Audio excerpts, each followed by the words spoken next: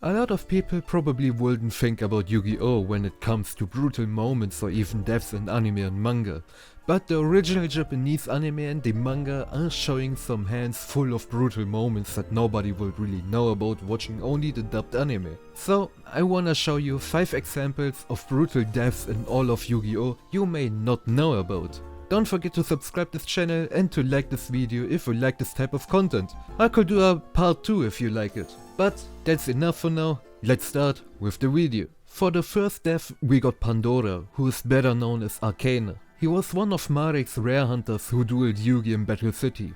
A clash of the magicians with a brutal outcome for the loser, since a loss would mean to lose your legs to a giant buzzsaw. We saw Pandora's past in her anime. He was the most famous illusionist in the world, but failed one trick which had burned up his whole body. That fail also robbed him from his fame, which frustrated him so hard that he didn't acknowledge the love of his lover, and punched her away after she tried to help him. She went away from him and seemingly lost her love to him. He was so down that Mari could easily manipulate him, promising that he could give him his love back with the Millennium Rod if he kills Yugi. We even see a curtain with the silhouette of his lover behind it, which also just turned out to be a puppet that Pandora couldn't process, since Marek manipulated his memory so that he sees the real person in it. And that was it in the anime. The manga version was a lot more dark, even though we didn't get to see anything. We didn't get any flashbacks of his past, we didn't get the curtain stuff with his lover. We only got some sentences from Marek at the end of the duel after Pandora lost. He talks about how he looks through Pandora's memories and that he had 2 times when he considered suicide. First after the death of his mother, which we didn't get to know anything about in the anime, and the second when he lost his lover in a magic trick that went wrong. That implies to me that it was a trick where he accidentally killed his lover. It is no fact, but I like to think that it also was some kind of buzzsaw trick, which could be the reason why it was the punishment for the loser of his duel against Yugi. We never see anything of Pandora just wanting her love back, and that's also why she wasn't seen behind a curtain or something, because she was already dead. That makes more sense to me at least. Maybe he hoped for Marek to bring her back to life after winning against Yugi, since it is a common theme to use the Millennium items for some kind of rebirth. Anyways, Marek stirred those horrible memories of his mother and lover dying up so that he wakes up with his suicidal impulses and ends up killing himself. Nothing like that was shown in the anime. Marek just kept going and nothing happened to Pandora, while we got a clear explanation in the manga what would eventually happen. A very brutal death to manipulate a victim's suicidal thoughts up to make him kill himself. Professor Cobra, better known as Professor Viper in the dubbed version, is our second character. And I still don't get why you will change a name from Cobra to Viper. Like, why? But anyways, he is also a pretty tragic character, since he was a soldier in the past living a savage life. He would have died in a war if it wasn't for a lonely infant in the middle of a broken building that drew his attention away from the way of death. He adopted this kid, seeing him as the angel in his life who is worth living for. A good time later, we see them living a happy life together. Cobra brought his son a couple Duel Monsters cards, which got blown away by the wind, leading the kid to rush after them on the street and being struck by a truck, getting probably isekai'd into a random harem anime. Or he just died. We will never know.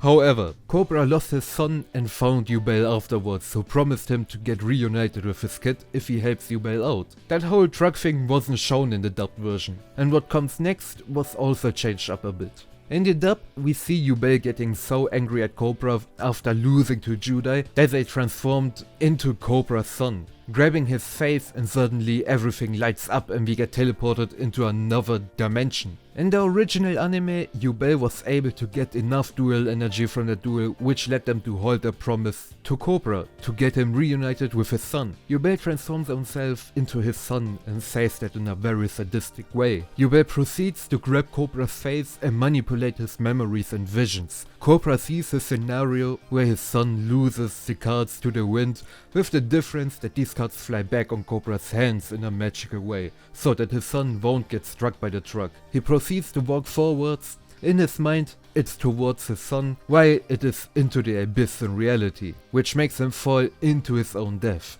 which is also a pretty tragic death to think about. The third character will be a shorter one. well, not in size, but in what is to talk about his death scene. We talk about Bommer from Yu-Gi-Oh! 5Ds, who's better known as Greiger in the dubbed anime. After losing to Yusei in the Fortune Cup, Bommer tried to kill Rex Godwin for experimenting and nuking his village, family and friends. He failed doing so and was about to get arrested for that afterwards. During the prisoner transfer, he gets freed by the dark signer Demak, who told Bommer to come with him if his heart still yearns for revenge. Rex Godwin's brother, Rutger Godwin, called for Bommer to let him become a dark signer after Demak's loss, telling him that a try to assassinate Rex would mean the death penalty. And that is what he gets now. Rutger brings Bommer to the gate to the underworld, which connects the land to the dead. To become a dark signer, you need to die. Rutger tells Bommer all about it and tells him that he should embrace all his anger and revenge wishes while he dies. Bommer gets dropped down into the gate to the underworld, but instead of letting him die by just falling down,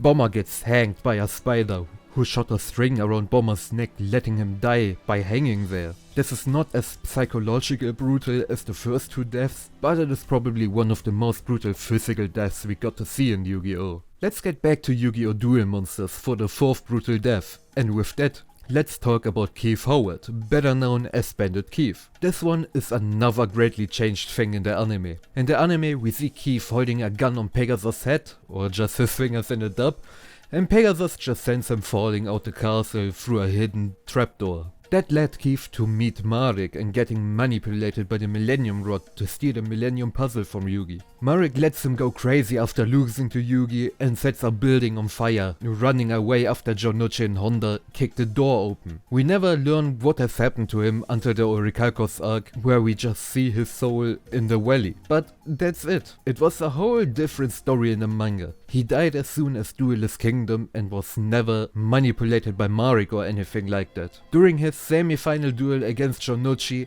we see what happens to Keith after his loss to Pegasus and the child. I guess we all know that legendary flashback at the tournament, where Pegasus reads Keith's mind and gives a tutorial sheet to a little kid that defeats Keith with that, giving him an embarrassing loss. He tried to drown that loss afterwards with drugs, gambling and a lot of shady stuff. He got completely ruined as a human being. Someone who lost so much that he will play games that danger his life, like Russian roulette. That is the important part of the flashback. You can't win every game of roulette, and Pegasus showed him that you can't cheat your way out of everything. After Keith lost to Jonuchi, he waited in a hall for Pegasus, holding a knife in his hand to get his prize money by force. Pegasus then gives him a penalty for cheating in his tournament, since he cheated out some cards into his hands against Jonuchi. Pegasus manifested Keith's hand into a revolver using his Millennium Eyes power, and forces Keith to hold it onto his head and pull the trigger, making him shoot himself into the head, dying by that. A tragic death paired with that backstory that just shows how cruel the original Yu-Gi-Oh! Manga can be. And so we get to the last death, and that is one from Yu-Gi-Oh! Zexal. It is about Kaito, who is better known as Kite in the dub. The last duel between Kaito and Misael was one of the best in all of Zexal, and that for many reasons. Both Galaxy Dragon duelists fighting a battle about who is the strongest dragon tamer and who will gain the Numeron Dragon. Even though Kaito won that duel, he acknowledged Misael to be the true dragon tamer, since he really does care about the dragons and has a deeper bond to them. Kaito just used dragons for the sake of securing his family. He never really cared about them till the end, even though his Galaxy Eyes guided him through his life, learning about emotional bonds and stuff like that, finally learning to rely on others, and so he gives the Numeron Dragon to Misael. It is an emotional, prideful end of a duel, and the brutality isn't in the actions behind everything. The brutality comes to play at what actually happens. You need to know that both of them are dueling on the moon, so Kaito is wearing a astronaut suit that got damaged more and more during the duel. That made it already hard for him to make any moves, but he kept going. His helmet also cracked a little, and he wasn't able to get any oxygen at the end, which ended up in Kaito suffocating in space after winning his duel. That's just a gruesome situation to think about, which made me put his death on this list. Tell me in the comments if some of these deaths were new to you, since most of them got greatly censored or changed up. I hope you enjoyed this video. If that was the case, don't forget to like this video, subscribe to this channel to not miss out on any content in future, and tell me in the comments below if you want a part 2 of the brutal deaths in Yu-Gi-Oh! Thank you all for watching, I do really appreciate that. Have a great day and we see us on my next video. Bye!